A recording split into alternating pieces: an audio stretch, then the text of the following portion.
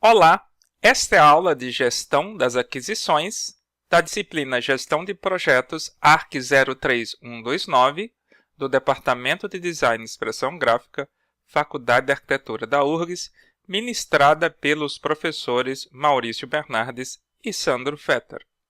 O processo de gestão de aquisições ele pode ser analisado sobre duas perspectivas. A perspectiva do fornecedor de um produto, de um serviço, como também a perspectiva do comprador, quem está comprando esse produto e esse serviço. Na perspectiva do fornecedor, ele diz respeito ao provimento de produtos, serviços ou resultados em troca de uma compensação. Nesse caso, vamos utilizar contratos como uma forma de constituir uma fonte de oportunidade desses negócios. Aí estarão as regras principais do nosso negócio: deveres, responsabilidades, prazos, custos, formas de pagamento e outras informações também muito importantes. Na perspectiva do comprador, esse processo ele lida com a aquisição de produtos, serviços ou resultados. Nesse caso, a gente vai utilizar contratos para a obtenção dos meios necessários para a condução do negócio, tanto sobre a perspectiva do fornecedor como do comprador. É importante que ambas partes estejam conscientes, estudem muito bem todos esses termos do que vai ser negociado para que o contrato seja cumprido. O processo ele pode ser observado nesta figura. Nesse caso, ele é dividido em 3 etapas, a primeira chamada pré-contratação, a segunda contratação e a terceira pós-contratação. Cada uma das etapas está dividida em 2 linhas. A primeira linha é a perspectiva do comprador, quem está comprando. A segunda linha é a perspectiva de quem está vendendo, quem está fornecendo o serviço. Eu vou começar explicando esse processo exatamente em todas as suas etapas sobre o ponto de vista de quem compra. Bom, na etapa 1, pré-contratação, nós temos o planejamento de compras e aquisições. Esse planejamento de compras e aquisições nada mais é do que um procedimento que a empresa ou escritório de design vai estabelecer para fazer compras e aquisições. Isso é muito importante porque ali deverá ser indicado rotinas que deverão ser seguidas, formulários, sistemas que deverão ser seguidos, de maneira que exista uma padronização para busca, coleta e registro de informações, tanto dos fornecedores, como também do material que vai ser entregue, do tipo de serviço, de maneira que a gente sempre tenha esses dados, né, e essa rotina dentro da empresa para facilitar, por exemplo, o processo de compra. Às vezes a gente tem 5, 6, 7 projetos sendo conduzidos em paralelo dentro do escritório e alguns projetos podem solicitar a aquisição de recursos, seja a contratação de um profissional ou a compra de um determinado material em períodos muito próximos. E aí, às vezes, é mais vantajoso para a empresa pedir para que os projetos eles adequem seus cronogramas para que, por exemplo, uma compra de material seja feita em maior volume para o escritório, para garantirmos um maior poder de barganha e uma economicidade na compra. Então, a gente consegue já um ganho nesse sentido. Uma espécie de rotina poderia ser, por exemplo, você fixar que até o 5º dia útil de todo mês, todos os designers ou gestores de projetos devem encaminhar para o responsável pelas compras da empresa ou do escritório as suas listas de necessidades, né, que aí são recursos humanos, materiais, equipamentos, para o mês subsequente. Porque aí ele vai ter aí 25 dias para fazer uma boa contação, uma boa análise, para dispor desse material aí dentro desse período, de maneira que no início do mês seguinte já esteja à disposição da equipe que vai precisar dele. Isso é muito importante ser seguido, de forma que para evitar aquele tipo de pedido emergencial que quase todo o tempo a pessoa está precisando, está pedindo para o responsável pela compras e pedindo para que, olha, eu estou precisando disso projetado, senão eu vou ter a equipe parada. Então, esse tipo de procedimento é importante para que a gente mantenha um fluxo de trabalho contínuo dentro do nosso ambiente. Bom, estabelecido essa rotina, essa lei, é importante também você levar em consideração os teus critérios de decisão de fazer ou comprar um determinado serviço, né, ou um produto dentro do teu projeto em si. Então, por exemplo, você pode achar interessante que você tem condições dentro da tua equipe de fazer toda a parte gráfica do teu tabuleiro. E ele é uma parte gráfica relacionada a discotecas dos anos 80. Mas você também pode verificar que você não tem ninguém com habilidades de desenho específicos para esse tipo de produto. Então você pode terceirizar isso para uma outra pessoa. Né? Você faz um contrato com essa pessoa, vai fazer estabelecer requisitos de entrega, detalhar o que é que você está precisando, e aí você vai pagar essa pessoa para fazer essa parte gráfica para você. Isso já aconteceu na disciplina de gestão de projetos. Teve uma equipe que estava desenvolvendo um jogo na área de conflitos e era uma questão de... O tabuleiro deles tinha uma nave espacial e eles viram que nenhum deles tinha condições de fazer um bom desenho de uma nave espacial. Mas tinha um aluno no curso de design que desenhava muito bem as naves espaciais e eles contrataram esse aluno, pagaram o aluno, inclusive, para que ele desenhasse. É possível fazer isso? É possível fazer isso. Você não vai, mas assim, você não vai pagar alguém para fazer o jogo para vocês. Isso vai ficar muito caro. E não é isso que a gente quer de vocês. Mas uma subcontratação desse ponto, uma peça gráfica aqui que eu não tenho habilidades para isso é bem possível também. Tá? E aí, o que acontece? Você tem esses critérios de tomada de decisão, você parte para o planejamento de contratações.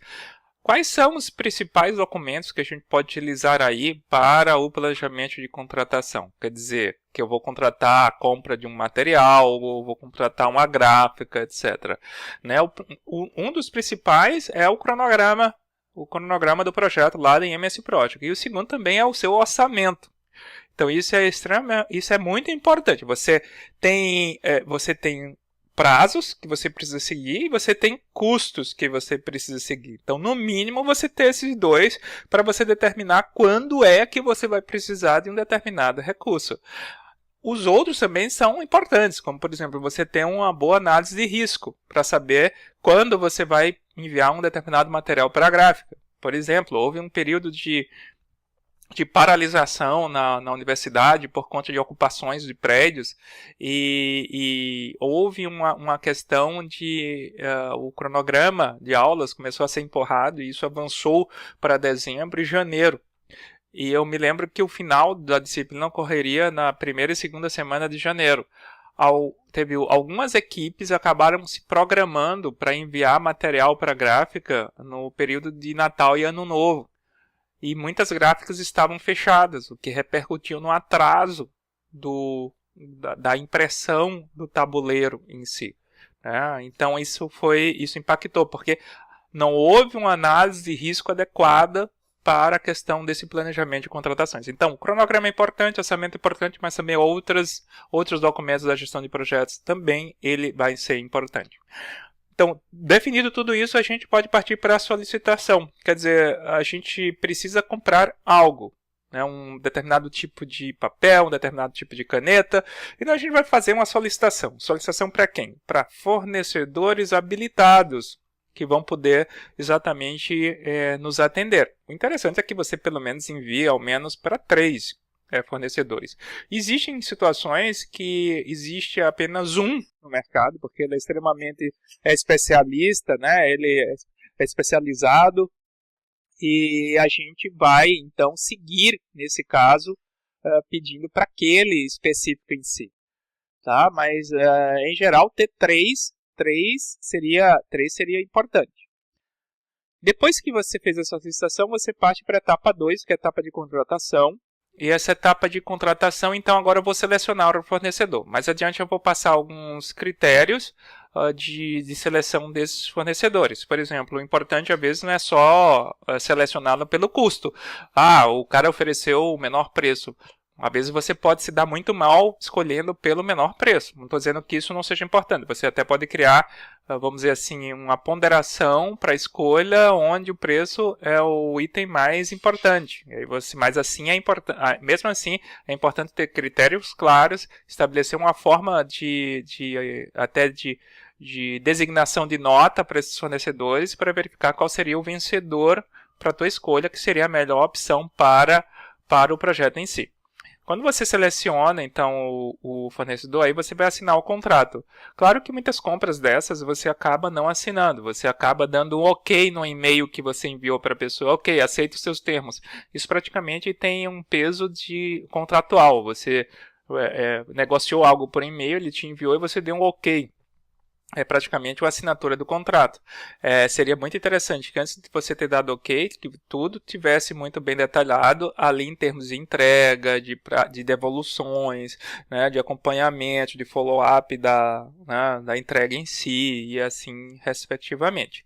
Então, feito isso, dado ok, agora a gente vai partir para pós-contratação, onde a gente vai administrar o contrato, verificar se o fornecedor está cumprindo com exatamente o que ele estabeleceu na nossa negociação, se enviou uma nota fiscal, enviou o produto da maneira correta, na quantidade correta, na qualidade especificada e requerida por nós.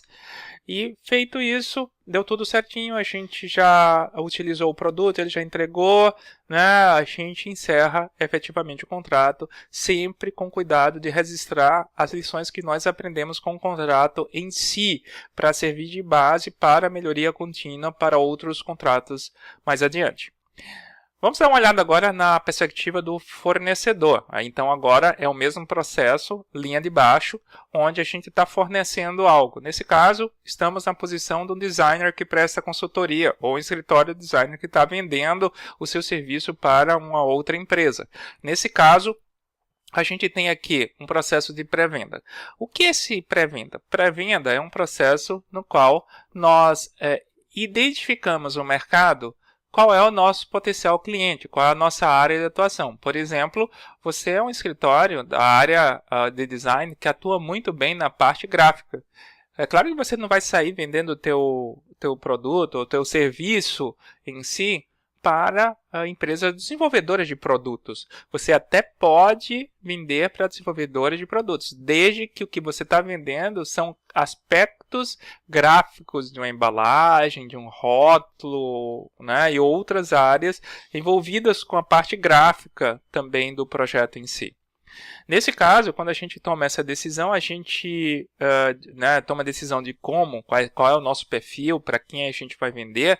Então, a gente também tem que estabelecer critérios de bid ou no bid decision making, que significa quais são os critérios que eu vou tomar para aceitar ou não uma determinada proposta de um determinado cliente. Por exemplo, eu posso determinar que eu só vou aceitar se eu tiver pelo menos 20% da minha equipe de projeto disponível para pegar o trabalho. E aí, por quê? Porque aí você começa a receber propostas, não tem pessoal suficiente e você analisa com o teu cliente dizendo, olha, eu posso pegar o projeto tranquilamente, e aí você não tem pessoal, começa a atrasar e a tua qualificação no mercado acaba caindo, isso vai te prejudicar a médio e longo prazo. Então é interessante você ter muito ciente. E às vezes também você já conhece o cliente. O cliente ele pode ser um mau pagador, ele não teve um bom relacionamento com vocês em outros projetos. E aí o que acontece? A gente pode dizer que não quer aceitar também por algum motivo específico, tá? Aí você toma a decisão de orçar. Quando você toma a decisão de orçar, então você vai preparar a proposta e ela vai ser negociada. Tá? Você mandou a proposta para o cliente, já começa a negociar Isso entra, então, a gente entra na etapa de negociação do contrato, esses termos estão estabelecidos no contrato, de como é que você vai entregar. É muito importante, veja, você ter o teu cronograma, você ter o teu orçamento, para você fazer um bom alinhamento de que tipo, quantas vezes eu vou parcelar, como vai ser essa parcela, quais são os períodos que eu vou precisar mais de recursos. Então, as parcelas podem ser diferenciadas, tudo isso pode ser muito bem estabelecido na negociação do contrato. Ao final, então, dessa negociação, a gente vai assinar o contrato e vai administrá-lo, onde a gente entra, então, na etapa 3. A gente entra na etapa 3, vamos ter muito cuidado para saber o que é que esse nosso cliente ele solicitou, né, quais são os termos que foram colocados no contrato, a gente vai segui-lo corretamente. Finalmente, termina o contrato, a gente faz um registro de lições aprendidas para a gente melhorar para próximos projetos e finalmente a gente encerra o contrato. Quais são as partes que estão envolvidas nesse processo? A gente pensa que é apenas o projetista ou o gestor do projeto, a nossa equipe e os diretores. Não, não é só isso. A gente tem que identificar todas as partes interessadas no âmbito do nosso projeto em si. Exemplo. Quando a gente vai lidar com o projeto, é importante a gente ter sempre na nossa equipe um contato com o representante do setor de aquisições, que esse cara é responsável pela análise das atividades a serem executadas para que se tenha um processo de compras realizado. Então, isso é muito importante. Esse cara ele tem um conhecimento do processo de aquisição da empresa. Você precisa ter também esse conhecimento. Muitas vezes, a pessoa que compra, às vezes ela tem mais conhecimento do mercado em termos de fornecimento de um determinado material, de determinado produto que você, porque ela está ali o tempo todo em contato com essas pessoas. E ela pode te dar algumas dicas ou algumas sugestões para você substituir um determinado material, um determinado equipamento, claro, de acordo com a sua análise técnica, obviamente, de maneira a trazer um ganho maior para o teu projeto.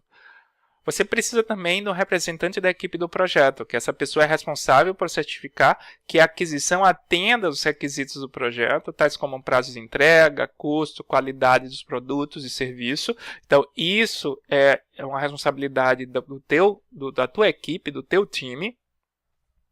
Uma pessoa representante do setor jurídico, claro, porque como você vai negociar o contrato, é importante que essa pessoa sempre seja consultada com alguns termos, com algumas condições, com algumas cláusulas contratuais. Então, essa pessoa vai ser responsável por assessorar juridicamente a gerência do projeto no desenvolvimento de documentos da aquisição.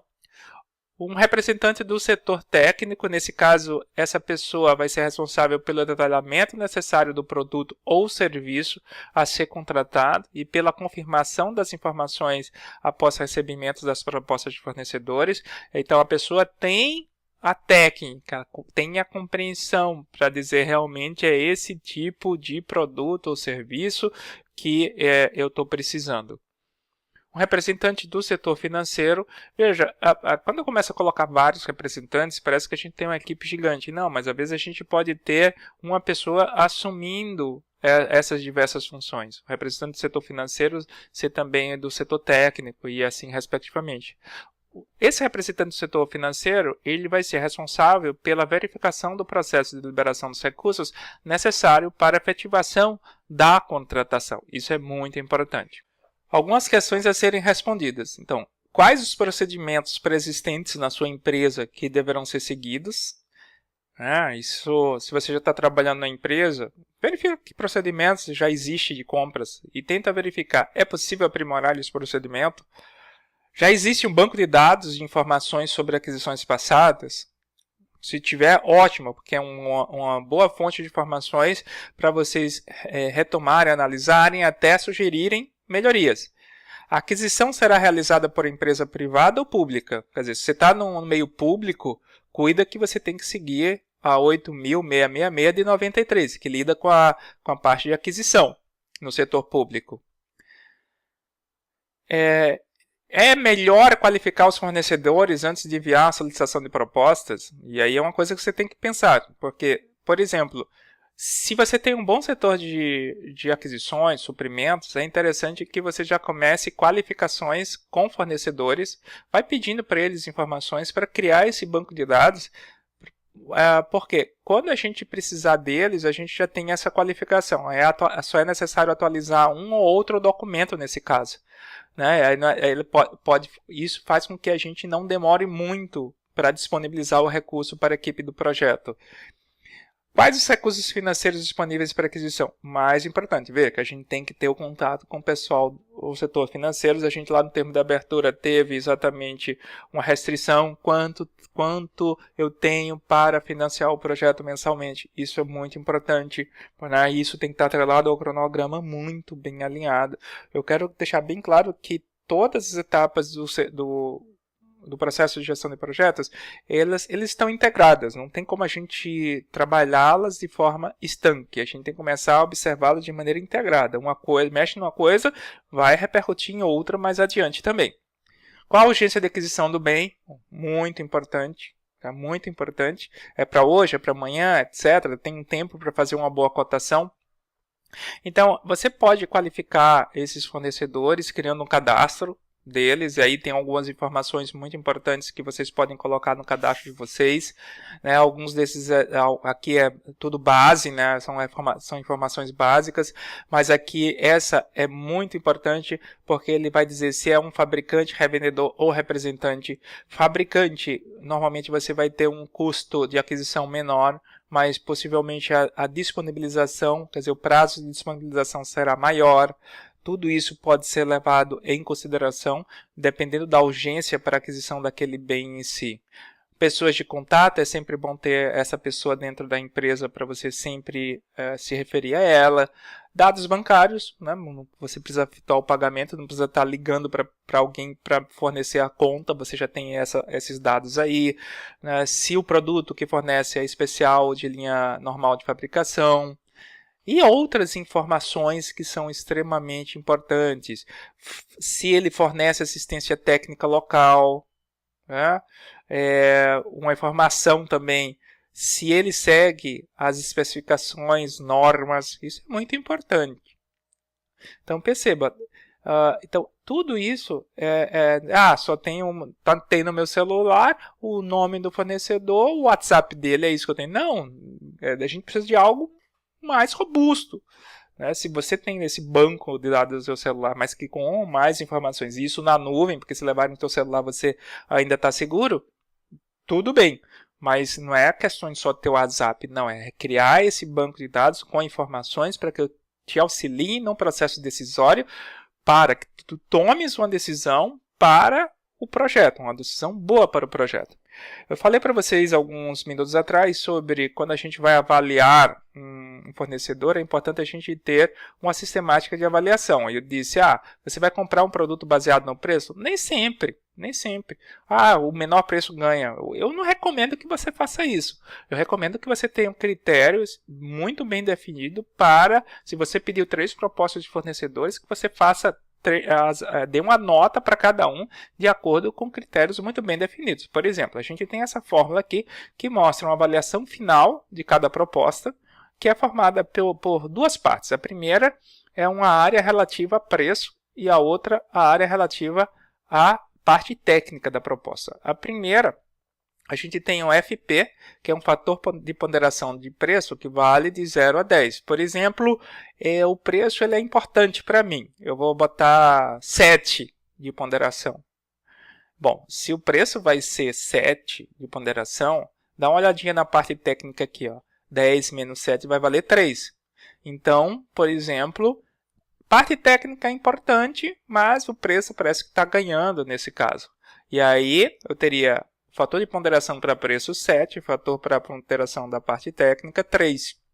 E aí eu tenho o índice de preço da proposta e o índice técnico da proposta. Como é que a gente calcula cada um deles? Bem, o índice de preço da proposta é dado da seguinte forma. Para cada proposta de cada fornecedor que você vai receber, você vai usar esse IP. Então ele vai ter o IP1 da primeira proposta, IP2 da segunda proposta, IP3 da terceira proposta.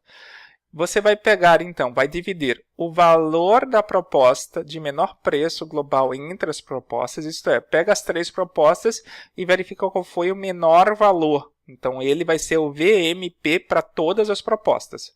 E aí você vai dividir pelo valor de preço global da proposta em exame. Então, você vai pegar o IP1, a primeira proposta, e aqui você vai dividir pelo valor da proposta 1, sendo que o VMP é o menor valor das propostas em exame em si. Aí você vai ter, nesse caso, esse IP. Então, você tem esse IP. Lembra que aqui vai ser a avaliação final da proposta 1, IP1 e IT1. Então, a gente calculou, nesse caso, o IP1. Assim, da mesma forma, a gente vai calcular o IP2 para a proposta 2 e o IP3 para a proposta 3. Bom, e a parte técnica, como é que a gente calcula? Bom, a parte técnica é da seguinte forma. A gente vai dar uma nota técnica para a proposta, NT, uma nota técnica da proposta exame, e a gente vai dividi-la pela menor nota técnica entre todas as propostas. Então, a gente vai ter aqui, ó, IT1 é igual a NT1 da primeira proposta dividido pela menor nota técnica entre todas as propostas. Isso a gente vai levar, então, para a fórmula, e cada proposta vai ter uma avaliação. Um AF1, AF2 e AF3. Proposta 1, proposta 2, proposta 3. Então, aquela que tiver a maior AF deveria ser a vencedora. Mesmo que você use uma ponderação de preço 7, como a gente colocou, e um fornecedor com menor preço, ele perdeu nessa avaliação, quer dizer, teve outras com a melhor nota, e você diz, não, vou descartar esse processo avaliativo, vou escolher esse que me ofereceu o melhor preço. Então, você acabou perdendo tempo, não era necessário fazer esse tipo de avaliação. Então, se você estabelece critérios para tomar a decisão de escolha de fornecedores, siga essa proposta. Siga. Pode acontecer de um que tem o menor preço perder, e você até contratar um que está te oferecendo um preço maior, né? E aí você vai ter um custo maior de aquisição. Pode, pelos condicionantes que você teve técnicos do fornecedor, ele é mais confiável, por exemplo, então é menos arriscado de te prejudicar o teu projeto, então vale a pena investir nele, tá?